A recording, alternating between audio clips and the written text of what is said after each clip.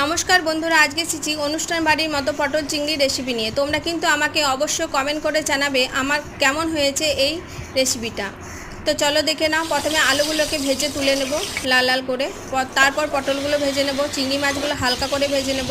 এরপর তেলের মধ্যে গরম মশলা তেজপাতা ফোড়ন দিয়ে ফোড়নে গন্ধ তুলে দিয়ে দেবো পেঁয়াজ কুচিগুলোকে লাল লাল করে ভেজে নেব। দিয়ে দেবো টমেটো, আদা, রসুন, কাঁচা লঙ্কা পেস্ট দিয়ে নাড়াচাড়া করে দিয়ে দেবো পরিমাণ মতো নুন, হলুদ গুঁড়ো, কাশ্মীরি লঙ্কা গুঁড়ো, জিরে গুঁড়ো, অল্প একটু চিনি দিয়ে মশলা ভালোভাবে কষে নেব তেল ছাড়া অবধি। মশলা থেকে তেল বেরিয়ে এলে দিয়ে দেবো নারকেল বাটা ও পোস্ত বাটা দিয়ে আরও একটু কষে নেব। এরপর দিয়ে দেবো ভেজে রাখা আলু ও পটলগুলো দিয়ে অল্প কষে দিয়ে দেবো চিংড়ি মাছ দিয়ে একটু নাড়াচাড়া করে দিয়ে দেবো পরিমাণ মতো জল দিয়ে উপর থেকে অল্প একটু গরম মশলা দিয়ে ঢাকা দিয়ে দেবো।